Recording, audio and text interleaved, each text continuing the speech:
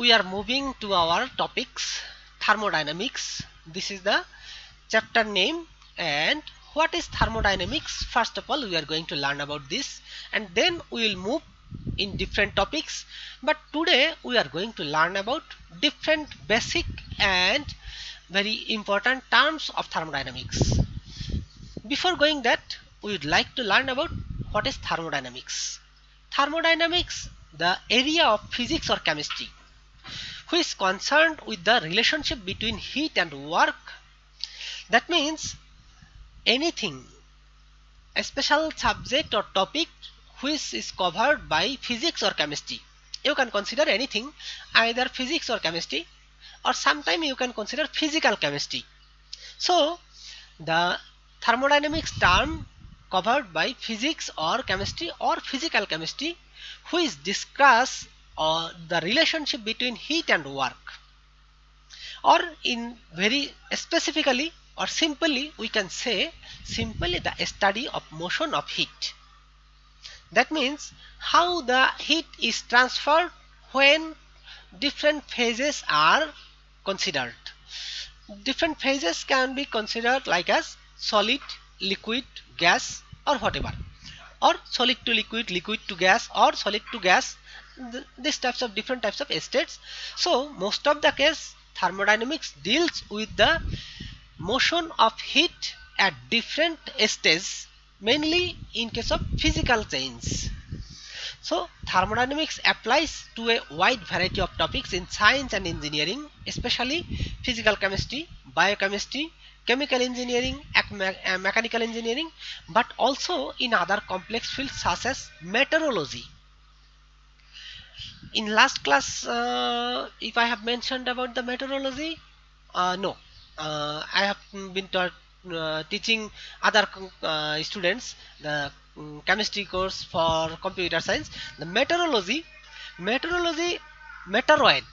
Maybe you are familiar with this word, meteoroid. That means something, something outside the space, some metallic or uh, gaseous substance which is outside the space, that are considered as meteoroids, and the study of meteoroids is known as meteorology.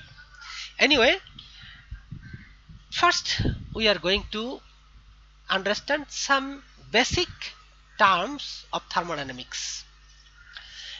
You are familiar with the universe and you are in a cluster right now. How many students are there now? Where is my sharing? Okay, 6, including me, we are 6 students. That means you are in a cluster, and if we consider the biochemistry department of USTC, this is a specific boundary. That means imaginary or real. That means USTC is a big institution, and if you consider that biochemistry department or the first semester of biochemistry, that means this is a condition where we are implementing some condition, and we are considering the biochemistry students of or first semester students of biochemistry in the department of biochemistry, which belongs to the University of Science and Technology.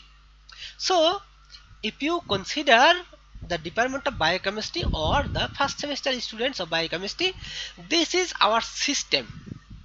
That means anything under our consideration is known as system, and anything outside our consideration is known as surroundings.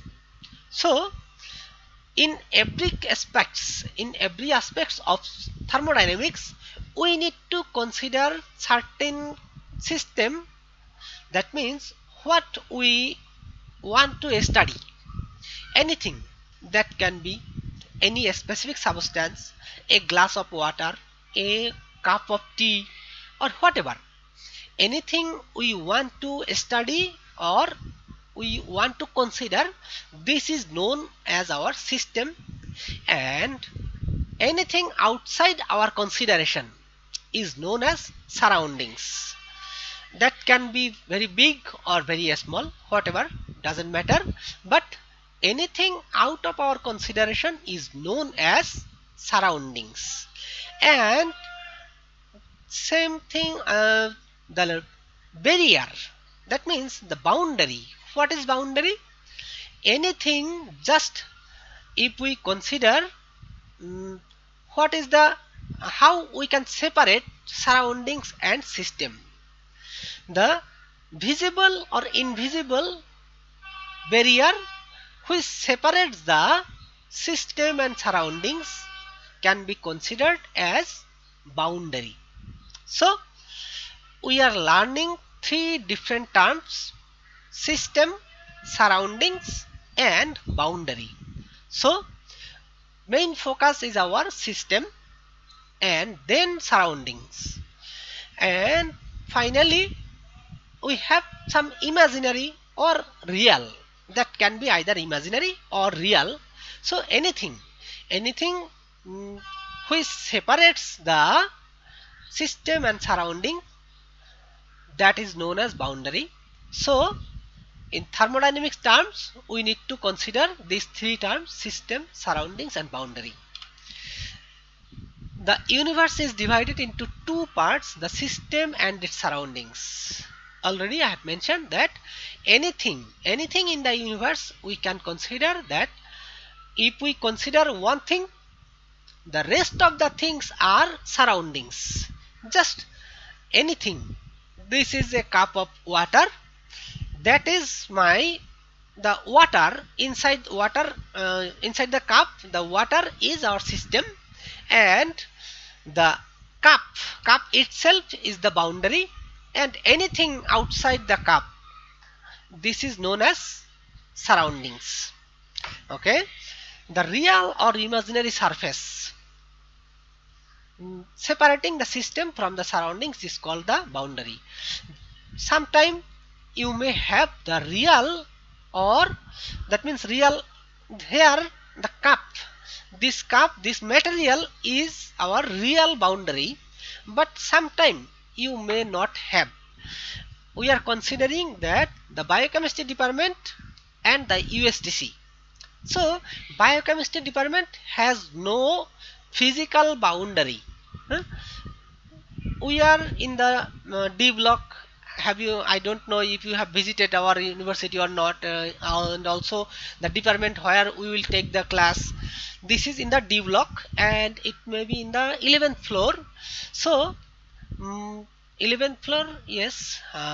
So there is no physical difference between 11th floor and 10th floor. There is a linkage between the stairs. So there is no significant difference, or there is no physical boundary with the other departments. However, we can imaginarily consider that we have some boundary. So one student of biochemistry cannot be graduated from pharmacy or other departments. So there is an imaginary boundary. However, that imaginary boundary or real separation, that can be considered as the boundary. Okay, now I'm going to show you some specific photos. Any of you have idea what I'm going to teach you from these figures? Any of you?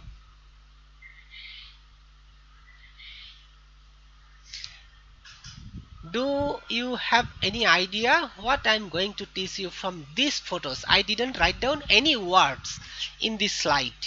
However, I can teach you several things from this. Specifically, none of you have the idea? Containment. Containment. Not really.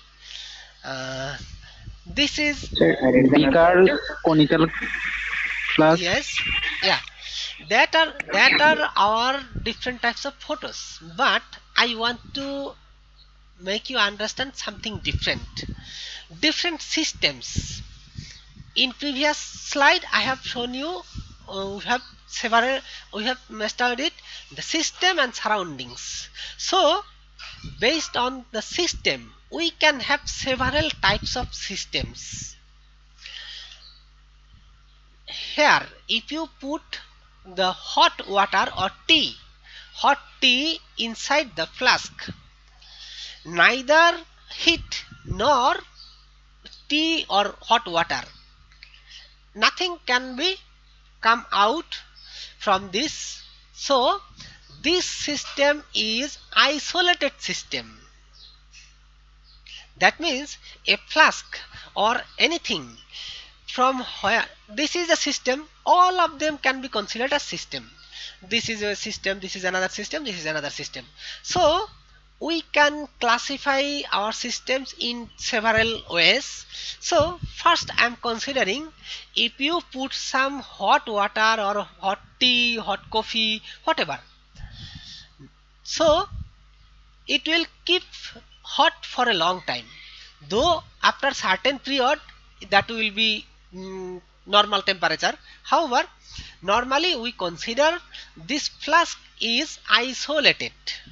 What does it mean? The isolated means it is completely separated from other surroundings. This is our surrounding. This is our surrounding, and the body of the flask is our boundary. So if you put some hot water inside the flask, then neither hot water nor the energy, none of them can transfer from inside or outside. So this system is considered as isolated system. Then what about this system? This can be considered as hot water or hot tea. Black tea you can consider, this is black tea. So you are keeping some hot water in an open vessel. This is open vessel. So this is our hot tea, and this hot tea evaporates or vaporize. Here you can see some vapor. So from where the vapor is coming, and this vapor can escape from the container. So either the material or the energy.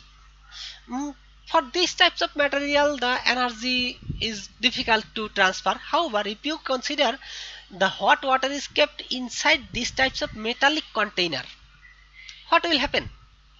If you put hot water or a hot tea inside a metallic container and this is kept open, in that case the hot water or hot tea can be evaporated, and that means the matter and then energy, that means the metal. Even if you touch this hot cylinder, you can feel the cylinder is hot. But normally if you touch the flask, if you touch this flask and inside some hot water or hot tea, simply you cannot feel this is hot or cold, but little bit, because this is not 100% insulator. So after certain period it will release some energy, and continuous process, this is continuous process. So if you put very hot water, after certain period you can feel little bit hot, even the body. But for these types of container, if you put hot water or hot tea inside this container and keep open, then the hot tea will come out as a vapor. So the matter inside the system, it can go out, and the temperature or heat, sorry, not temperature, the heat also can transfer from this boundary. So this system can be considered as open system. So what is that? That open system, if the matter and energy, both of them can transfer, in that case we can consider the system as open system. and if none of them can transfer from in to out or out to in, this system is known as isolated system. So isolated system and open system. Now easily you can understand. What about this one? Anyone? What is this one?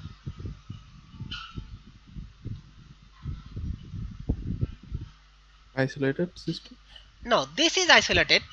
This is open. Okay. Then what about this? Isolated means neither heat nor matter.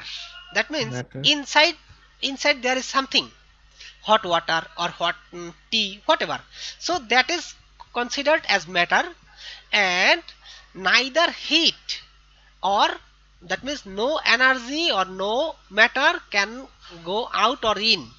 This is known as isolated, and both of them, the heat and matter, can transfer from in to out or out to in. So if you put some ice inside here, if you put some ice here and keep it open, then the ice can be melted after certain period, or after some time you will see some water inside. That means it absorbing some heat from the surroundings. Therefore that can be considered as open system. So what about this? This is closed system. This is open, this is closed, and this is isolated. Closed system, that means only energy can transfer, no matter.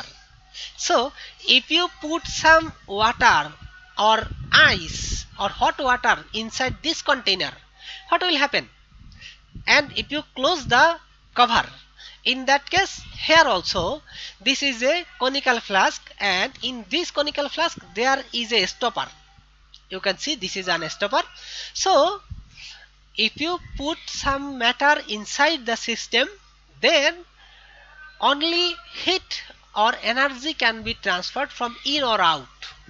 That is known as closed system. So you need to understand the difference between closed system and isolated system.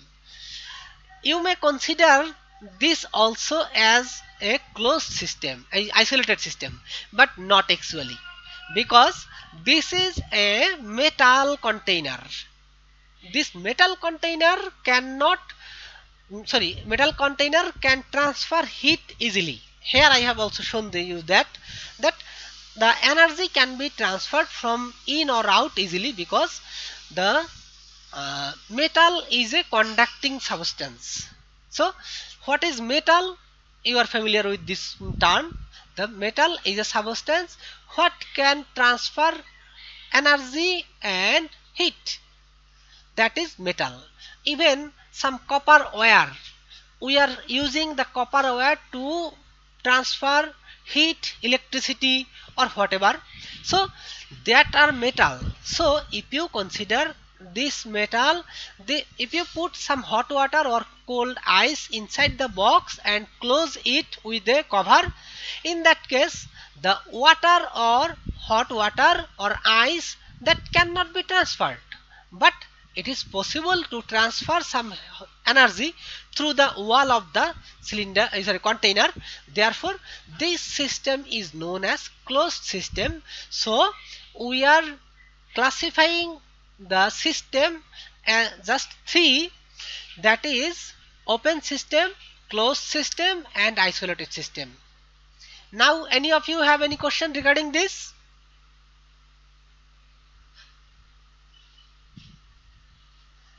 It is easy to understand?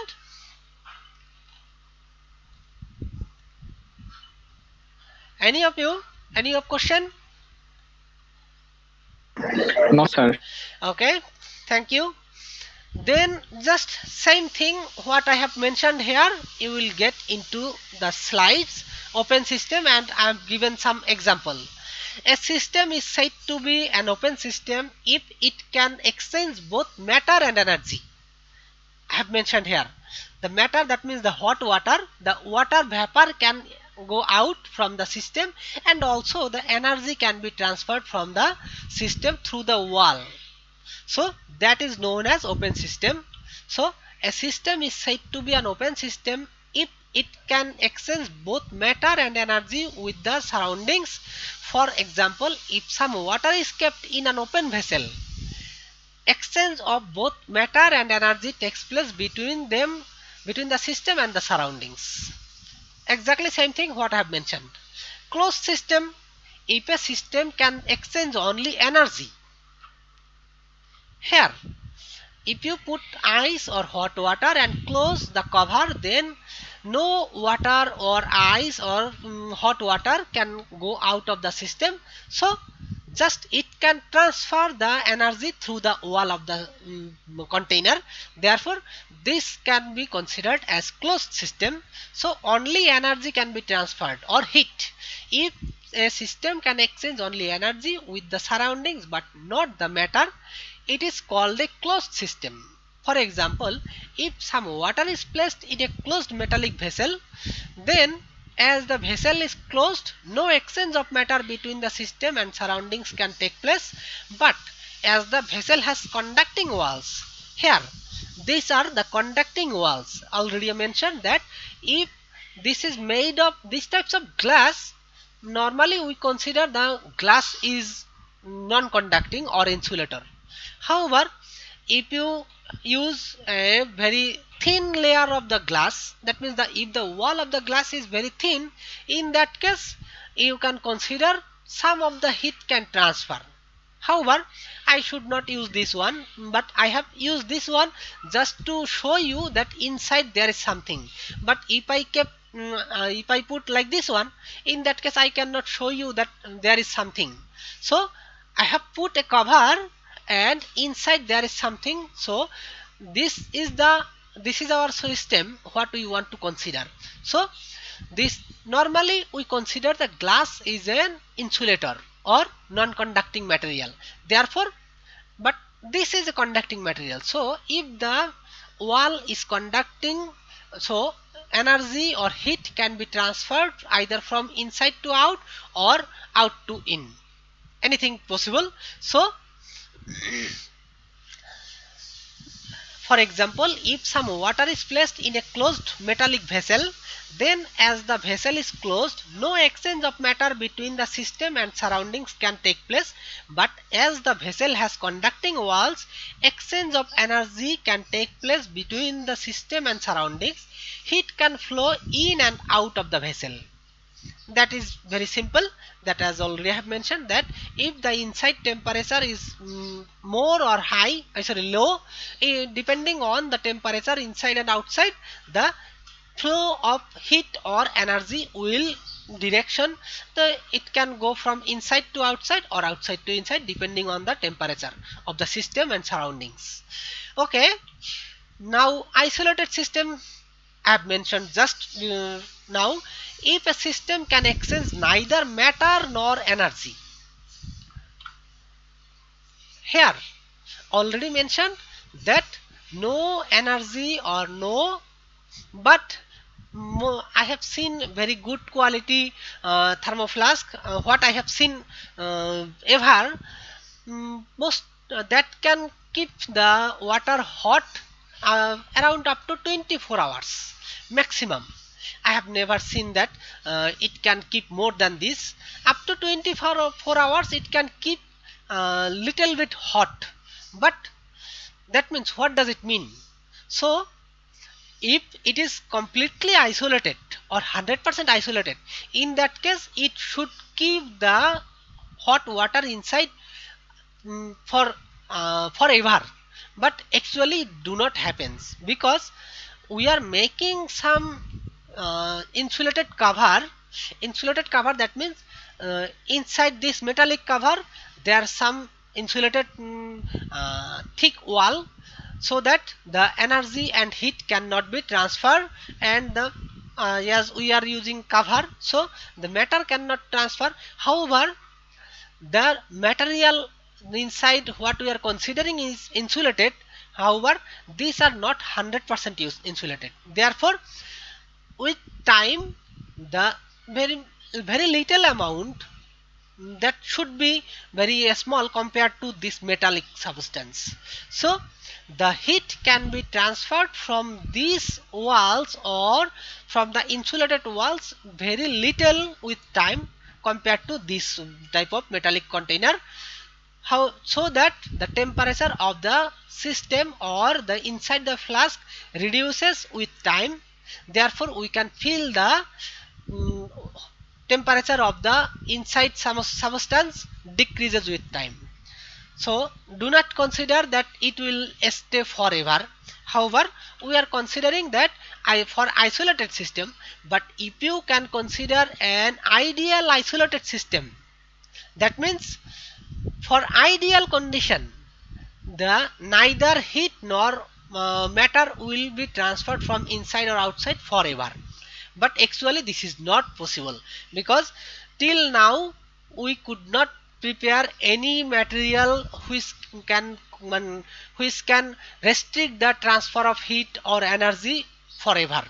So it can resist up to a certain level. That means the uh, resistance can be around 99% and transmittance can be 1%. So that 1%, if you keep for a long time, that can be enough to reduce the temperature quite a lot.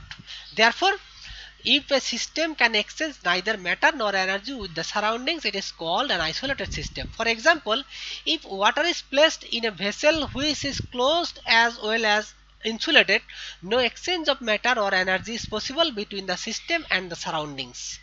This constitutes an isolated system. So we have mentioned about the isolated system and I have shown you the photo. And now we have another types of system, homogeneous system. What means homogeneous system?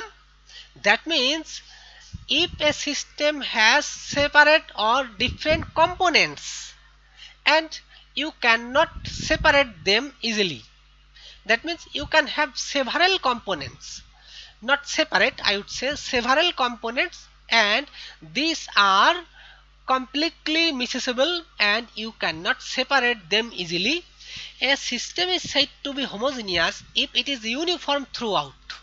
That means if you put two different gases, if you put two different gases inside a container, most of the case the any gas if you put inside a container, it will occupy all the area, all the volume inside the container. So if you put methane gas and carbon dioxide gas, both of them will occupy the whole volume of the container. In that case, what will happen? The methane and carbon dioxide gas, they are completely mixed up. So you cannot separate easily methane and carbon dioxide gas, or even you cannot have the methane and carbon dioxide gas in such a way that the carbon dioxide gas is in the bottom and methane gas in the top. But sometimes it can have, if some of the gas has the molecular weight little bit higher, but most of the case, in case of gas this is not, but in case of liquid or solid it can have. If the density of a substance is higher, in that case it will have more molecular weight, so that it can have in the lower portion. But most of the case for gas, if you have two different kinds of gas, these gases are not easy to separate. So everywhere if you put several or separate different gases in a container, then the gases are completely miscible and that can be considered as uniform, and that can be said as homogeneous system. For example, a gas or a mixture of gases or a pure liquid or pure solid or a solution of a solid in a liquid. Okay, solution of salt and water. If you put salt into a glass of water, then what can happen? Just salt will dissolve into water, but do not put huge amount of salt, because a specific or certain amount of water has the limitation that it can dissolve that minimum amount of salt. So if you make a solution of salt and water, that can be considered as homogeneous system, because if you take 1 spoon of salt into a glass of water and it dissolve very well, in that case if you collect 1 drop of water from the top of the glass, that will give you salty taste, and if you collect the water from the bottom of the glass, in that case you also feel the same salty taste. So that the taste of the salt or the mixture or content of the salt is distributed everywhere in the glass. Therefore you can consider that the mixture or the solution is a homogeneous mixture or homogeneous system. And also the salt of water and alcohol, that means if two different components, two different liquids, that can be also, that means alcohol and water. If you put some alcohol inside water, that can be dissolved completely, because alcohol can form hydrogen bond with the water, therefore it is easy to dissolve. But if there are some liquid that cannot form hydrogen bond with the water, like as different types of oils, if you put a drop of or few drops of kerosene inside water, that kerosene will stay above the water, because this kerosene do not form hydrogen bond to the water, therefore it do not dissolve into water. So why the kerosene is on the above? Because the density of kerosene is a small or lower than the water, therefore the kerosene will stay above. But we are not interested that density, just we are going to discuss if it is homogeneous system or not. If the system has two different components or more, and then all the system, everywhere the system is uniform, then we can consider this is a homogeneous system. Heterogeneous system, if you have the system where the components are not uniform, in that case we can consider that the system is heterogeneous. That means one portion is giving the density or the components, you can separate the components easily. If you consider sand and water, so if you put some sand inside water, it is easy to separate the sand, because the sand cannot dissolve into water, it will settle down in the bottom and you can take out the water from the top. So that can be considered as heterogeneous system. Even I have mentioned water and kerosene, that two different liquids, so that can be separated from water easily, because kerosene can be stayed in the top of the water and you can take out the kerosene easily, though it will have certain portion mixture, however most of the portion you can separate. So the ratio, and I would say in the bottom of the container, if you put some kerosene in the water and in the bottom portion there will be no kerosene, in the upper portion there can have some kerosene, however in the bottom portion of the container there will be no kerosene. So the system is not uniform, that can be considered as heterogeneous system. Macroscopic system, what is macroscopic system? Macroscopic system is something is very large. So if you consider a system which is very large, has a huge number of atoms, molecules or components, anything or particle, 1 liter of water, if you consider 1 liter of water, that means 1 liter of water that can have huge number of particles, huge number of atoms or ions. Therefore that is a macro system. And micro system, very small. If we consider very small system, that means which is sometime you cannot wash by your necktie, or it is impossible to see by your eye, in that case you may need to have the electron microscope or very powerful microscope. So that type of system can be considered as microscopic, and macroscopic, that means very large. So macroscopic system means a system containing a large amount of substance. In other words, macroscopic system is one in which there are a large number of particles, atoms or ions. And macroscopic properties, what are the macroscopic properties? Anything, any property directly related with the macroscopic system. That can be a volume, temperature, pressure, surface tension, viscosity, density, whatever. And a state of the system, what are the state of the system? A state of the system means a condition of the system. If you consider a system, then you can define the system with some properties like as pressure, volume, temperature. If you define a system, you can define by giving the specific value of that state, like as temperature. What is the temperature of the system? That means if it is liquid or solid, it will depend on its state, or the temperature. If the temperature is very high, that can have in the gaseous form, or if the temperature is very low, that can be in solid state, and in between you can have the liquid state. So a state of the system means the condition of the system when the various macroscopic properties like pressure, volume, temperature, etc. of the system have definite values. The first and last state of the system are called initial state and final state respectively. And this is the end of today's class. If you have any question or comment, then you are welcome to ask.